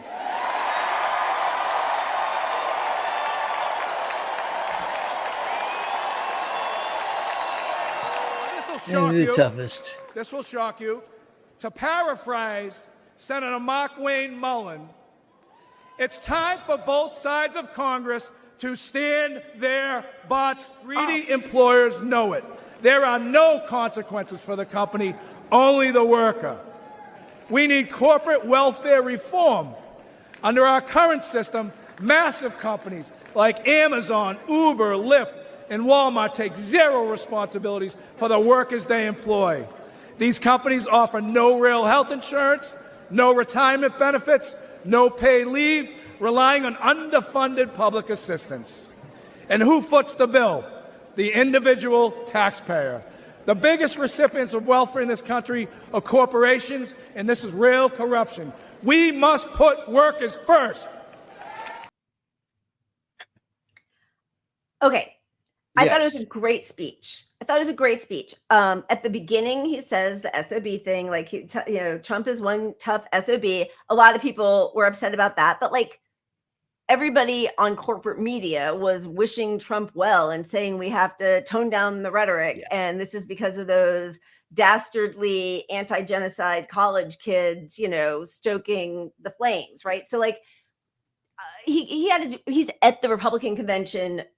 The guy just got shot and survived an assassination. But like, other than that one first bit, I thought the rest of his speech was really powerful. It was like 18 minutes of calling out corporate welfare and shitty bosses and speaking about workers. Right.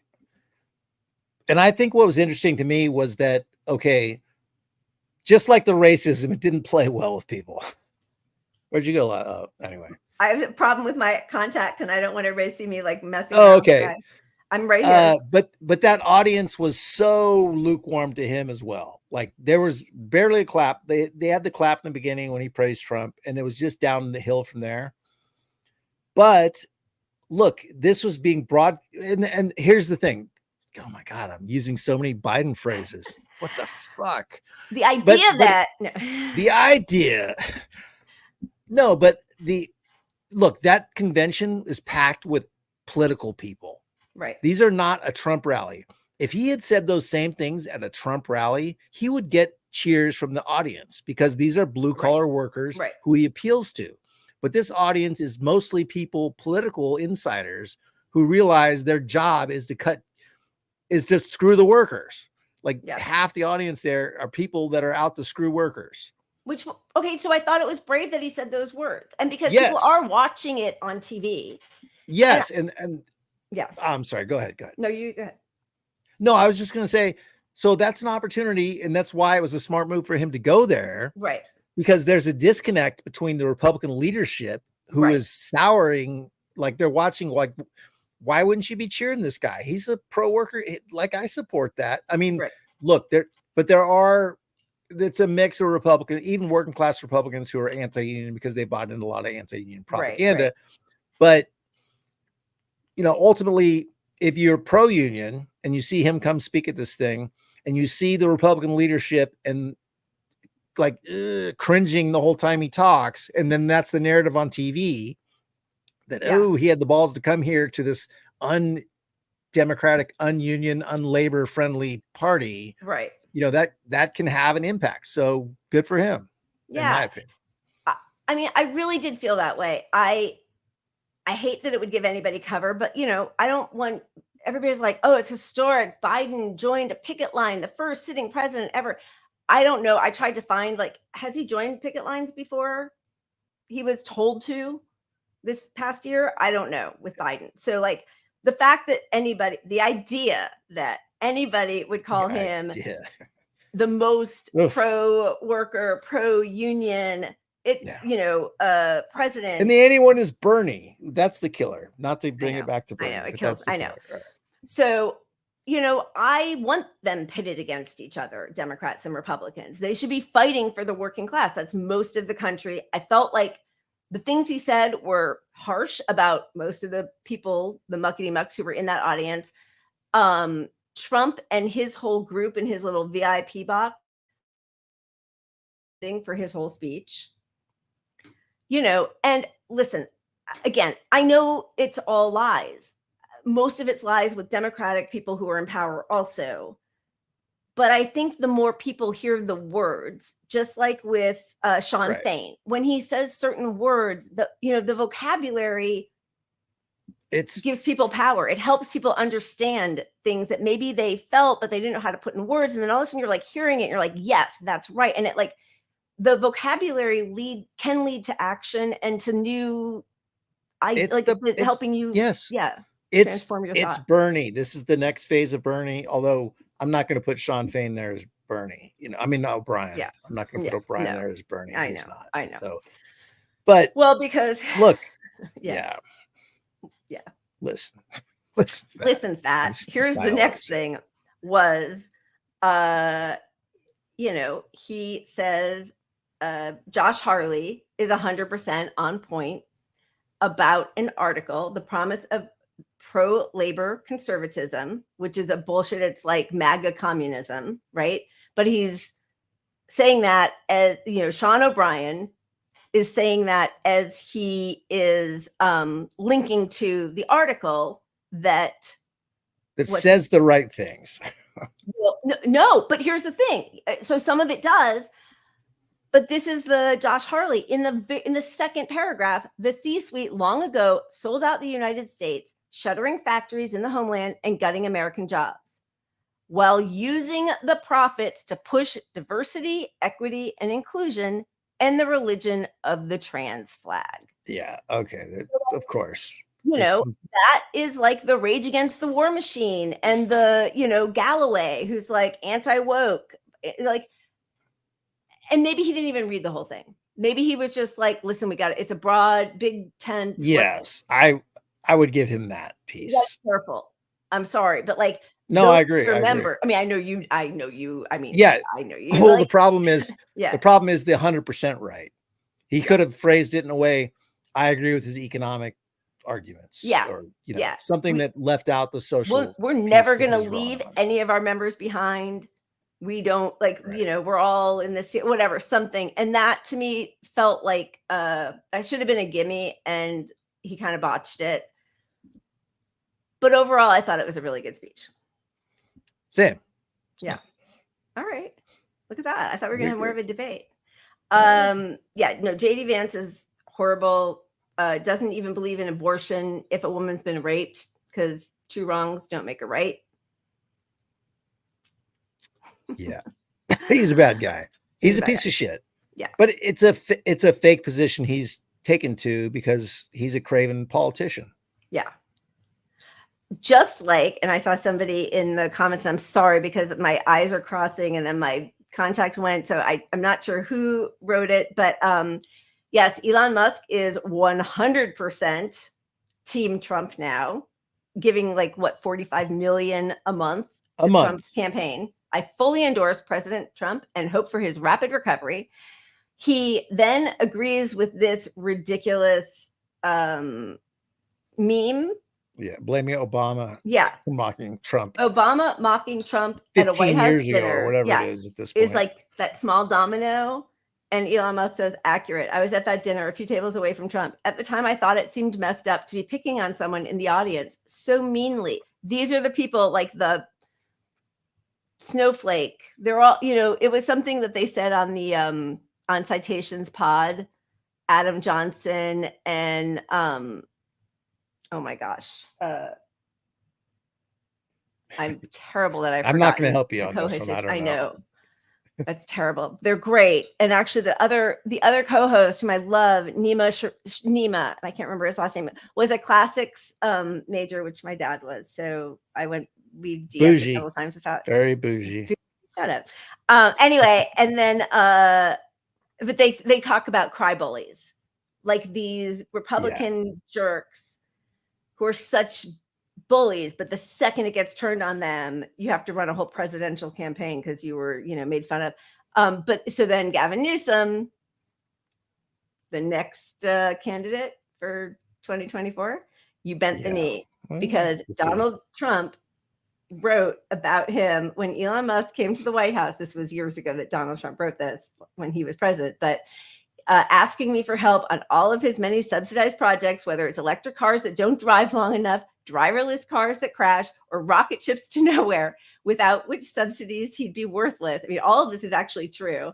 And telling me how he was a big Trump fan and Republican, I could have said, drop to your knees and beg, and he would have done it. Yeah, this just shows you how much nothing these people say or do matters. What matters is how you can help. Debate. Right. All that matters is how you can help his business. And so $45 million a month when he has his hand in all these government projects is fucking nothing. It's nothing. It's nothing to him, but it's a huge amount and it shouldn't be allowed, period. But we have all these super PAC rules and all this has changed to, to allow money to buy votes. And that's what $45 million a month is going to do. Now, I'm not rooting for Biden. We know that, but you shouldn't you should not be allowed to have this much influence. And he's got the social media power as well. Yeah. Yeah, exactly. And between him and Zuckerberg, who now you can't say Zionist on Facebook or on whatever Meta and Instagram anymore as an insult. You can't talk about guarantee this is another reason you got to get Biden out now, because he's such a loser that all these guys are going to suck up to Trump hard, which pulls everything to the right even more. So if you get him out and you have someone countering Trump who has a valid chance, these guys have to leverage their fake leftists could win, but at least we can't pretend to be Hitler supporters, because we want to be able to bribe them too if they win. Get that border bill going.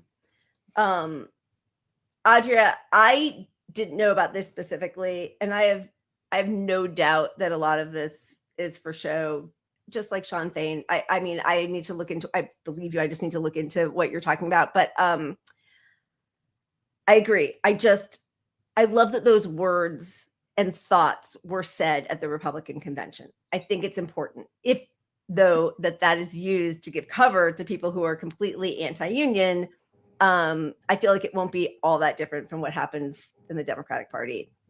It's just right. It's kind of like if a strong LGBT supporter was given a platform and basically called out the party in front of them.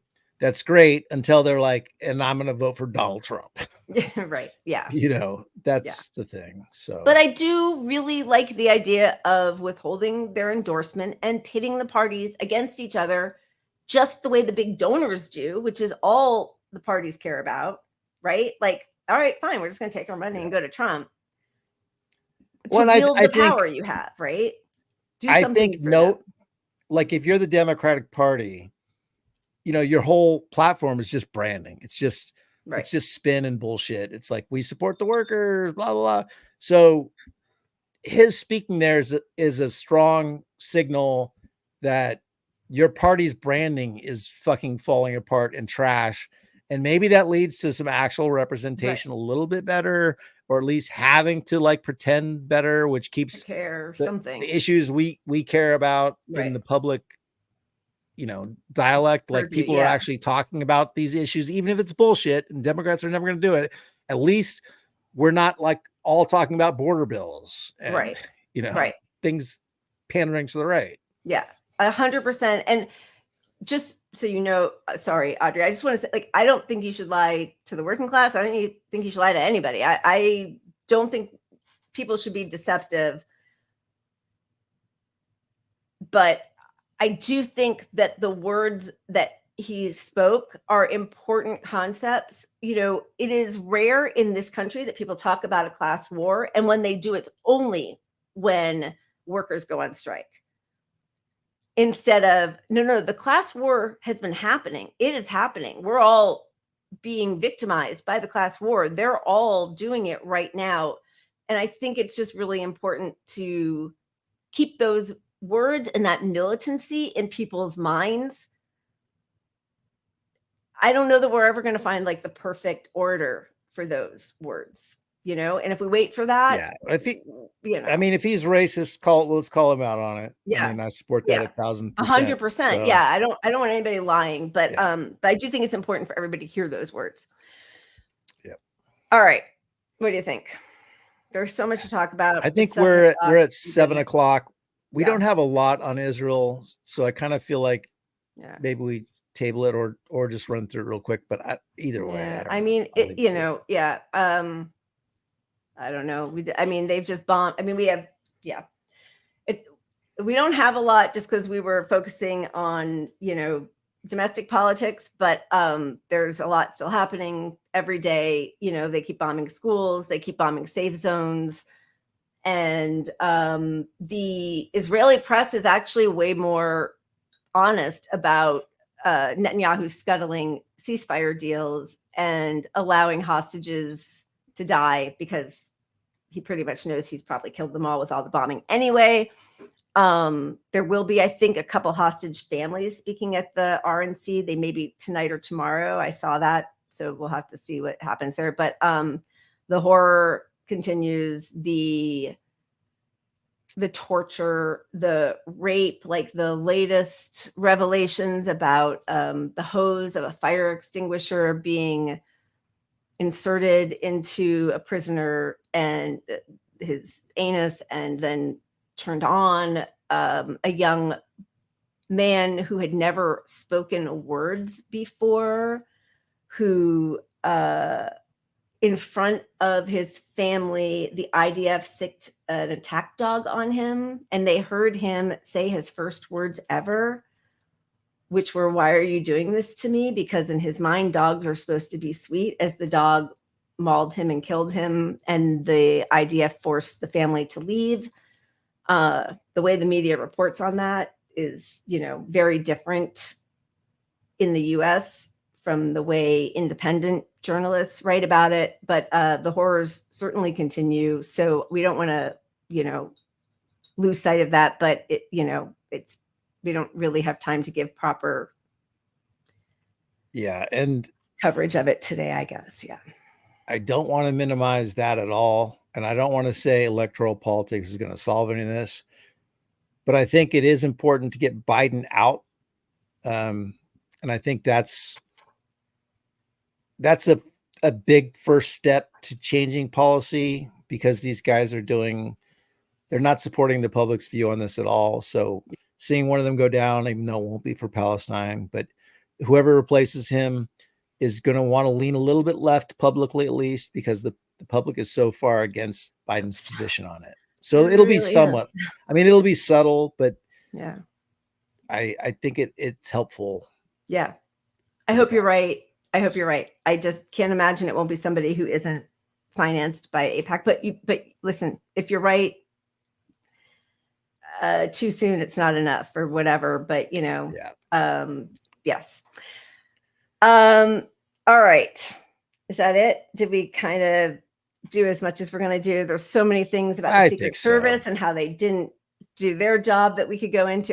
There's so many offshoots, but yeah, I think we'll figure out what our shit show is for Sunday and try to do a little bit of a deep dive into one subject, right? Amen. All right. So that's it. We're going to go out on something positive. It's not as sort of like fun and inspirational because it doesn't have music behind it, which always kind of like pumps something up. But we kind of liked it because sometimes protesting doesn't feel glamorous or like a huge movement when you're in it, but you still show up, not because you're going to beat the fascists, as Chris Hedges says, but because they're fascists and you fight the fascists. So these are people doing the good work and protesting the RNC convention, and cheers to them. Jill Stein was there. Cheers to her. Cheers to all of you guys. Thank you. Keep punching up. Much appreciated. We will see you Wednesday night. Cheers. Sunday. Oh Sunday. My God. Sunday. Drink more. Cheers.